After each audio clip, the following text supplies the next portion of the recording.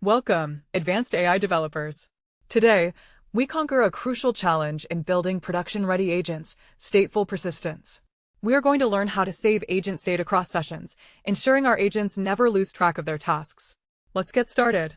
Let's kick things off by defining what persistence actually means for AI agents. By their very nature, large language models are completely stateless. If you ask a raw LLM to remember something for your next prompt, it will fail unless you manually feed that history back into it. This is highly inefficient for production systems.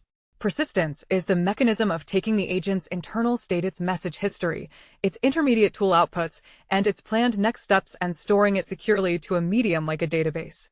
Why do we obsess over this? Because to build true, autonomous AI agents, you absolutely must maintain context across multi-turn conversations and long-running workflows. We achieve this using a checkpointer. The checkpointer silently watches your LangGraph execution. After every superstep, it takes a snapshot of the state and saves it.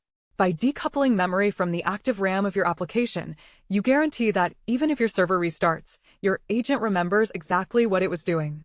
Let's examine this flowchart to see the difference between stateless and stateful designs. The top path shows a traditional stateless agent. A user sends a query, but when session 2 begins, the memory is completely lost, indicated by the dotted line. The bottom path shows our stateful graph architecture. The query flows into the graph, and the checkpointer immediately saves the state to the external database. When session 2 begins, the agent restores that exact context, seamlessly continuing the interaction.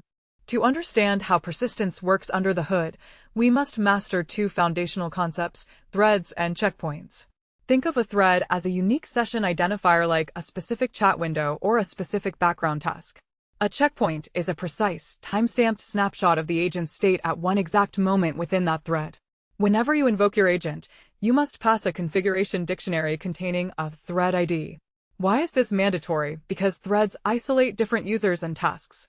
If user A asks for flight prices and user B asks for hotel prices, the thread ID guarantees their states never cross-contaminate.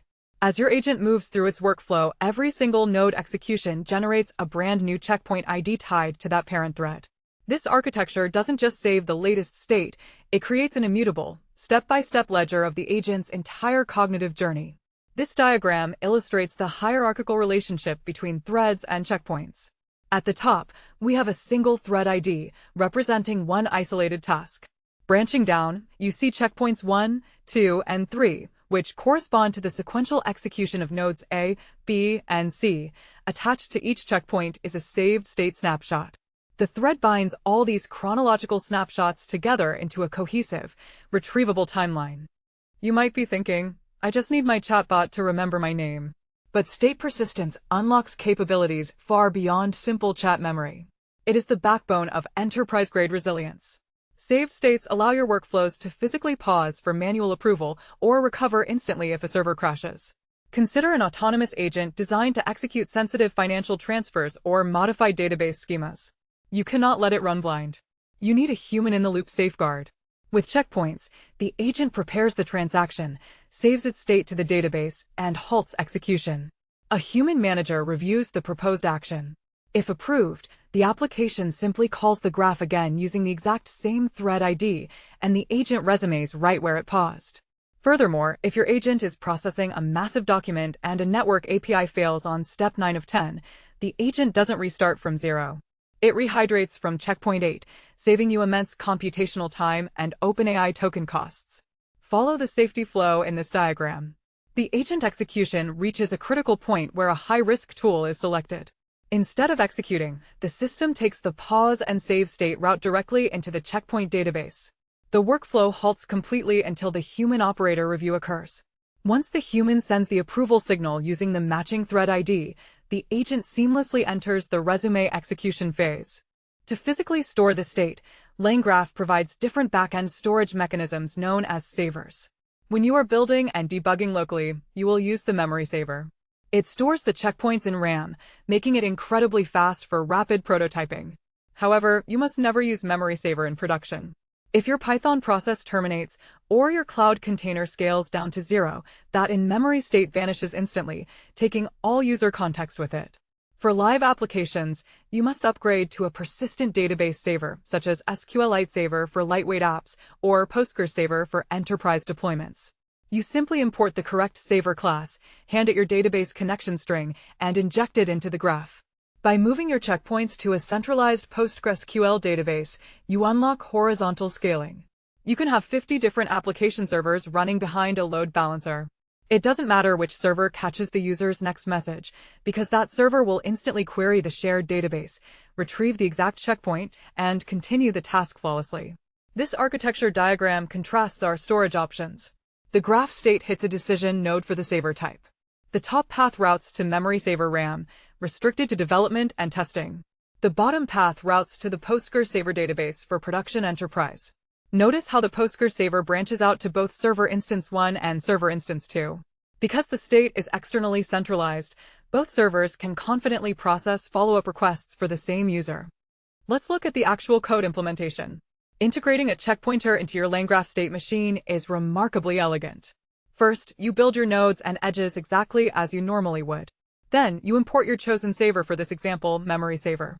You instantiate it to a variable, let's call it memory. The absolute magic happens on the compilation line.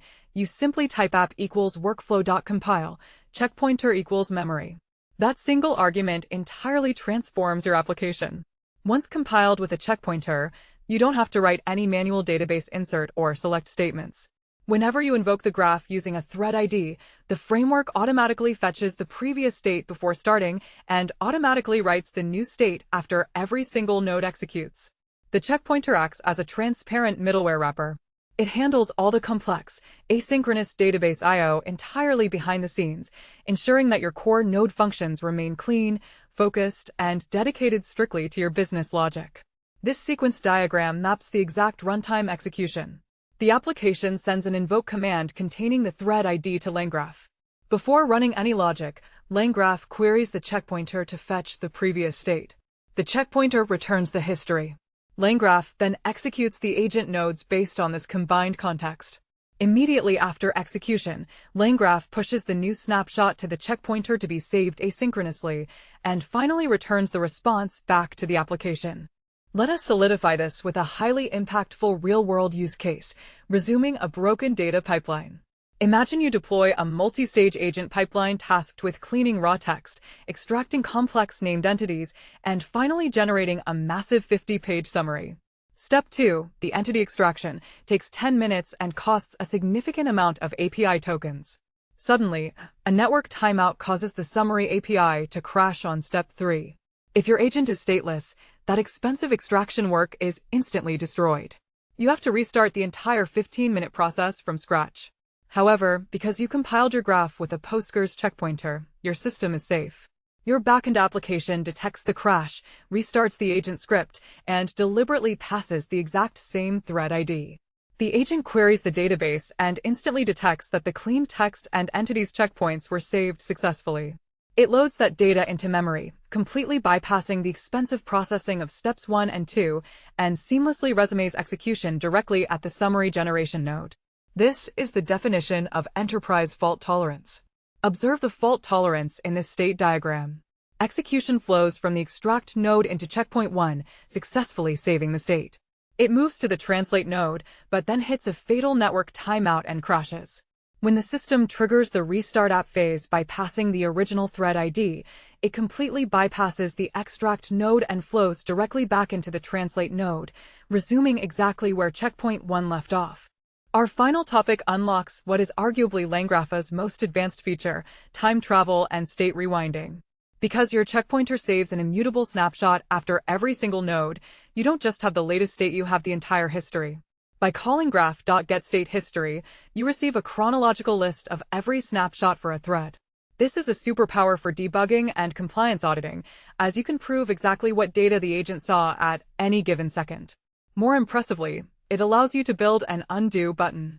You simply retrieve a specific historical checkpoint ID, inject it into your config dictionary, and invoke the graph. The agent will physically rewind time and restart from that exact past moment. You can even combine this with the update state method to surgically overwrite the past, perhaps injecting a new human constraint before rewinding. You effectively fork the timeline, creating a branched alternate reality for your agent to explore. Master this, and your agents become unstoppable. I invite all learners to like, subscribe, and visit quicktechie.com for premium certification prep, including Q&A banks, full ebooks, audiobooks, full-length training, and interview guides. Keep building. This final flowchart visualizes time travel. The agent progresses from turn 1 to turn 2, and then generates a bad summary at turn 3. The developer issues a time travel request, mapped by the dotted line, forcing the graph state backward to the green turn 2 node. Armed with a corrected prompt via state updating, the agent branches off into the blue node, generating an alternate turn 3 with a good summary, completely abandoning the failed timeline.